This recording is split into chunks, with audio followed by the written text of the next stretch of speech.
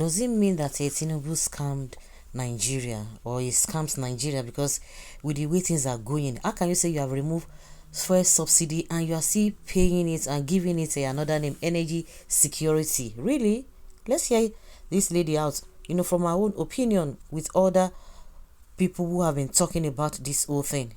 Tinubu never even removed that fuel subsidy. He just removed it in paper. But in reality, fuel subsidy never left. Because there was even a report that NNPC brought out where they said that they spent around 11 trillion naira for energy security expenses. If you go and check, energy security expenses is basically doing the same thing that fuel subsidy is doing. Like, I don't know how to emphasize on this. And Buhari's 8 years, he did not spend up to 11 trillion naira on fuel subsidy. The 8 years that Buhari did. Matter of fact, and this is not to say that Buhari is a good person, like himself, he has his coins. But today we're focusing on this.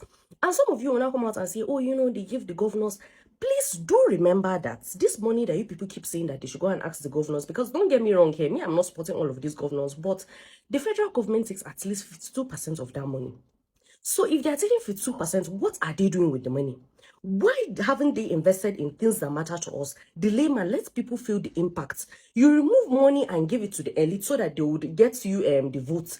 The common man is now suffering. People cannot even pay certain things. Like, a lot is going on. Like, I don't even know why I need to be emphasizing on these things. Like, are we all living in this country? Because unless you're getting paid to come and support this government, I really don't see why you people will come out and be making long English.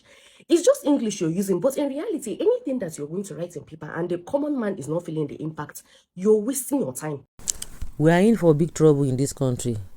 Energy, whatever, but it's still the same subsidy. Everybody has been saying this thing over and over again, but I don't know what the problem is. But these people will come out and tell you that it is not so, it is not true. Why shouldn't there be any subsidy for the people in the first place? We are making it seem as if a subsidy is a bad thing. And that's why there's this back and forth. Atiku now is saying that if he becomes the president, he will bring back the subsidy. And which, of course, a lot of people, that is what they always say. Why should you be blaming Tinubu? After all the contestants, all the candidates, all of them agree to removing of subsidy. You can't say you want to remove subsidy and you don't treat everything accordingly. You don't take the necessary steps in taking that making that sure that that subsidy of a thing is right. You are collecting money and giving people money and say you are still borrowing money. The whole thing is just muddled up. Showore has been on this on his own that a subsidy will be there, which of course is right. Even if you want to remove subsidy, there must be a way to go about it. Tinubu is not doing the right thing. He's not going the right way. So that's what we are talking about. That's what we are saying. And there's fraud in all of these things. Yeah, that's what this lady is saying, that Buhari's 8 years, he didn't spend up to what Tinubu is spending, and we are suffering, and he's still paying the subsidy. Is that not a fraud?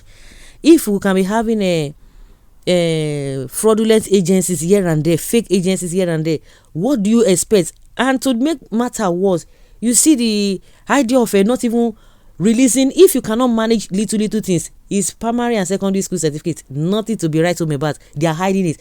And I heard Buala saying nonsense. Oh, that matter has been trashed. Trashed how? They want us to continue to believe nonsense. Tinubu wicked pass even Pharaoh. Somebody say wicked pass Pharaoh.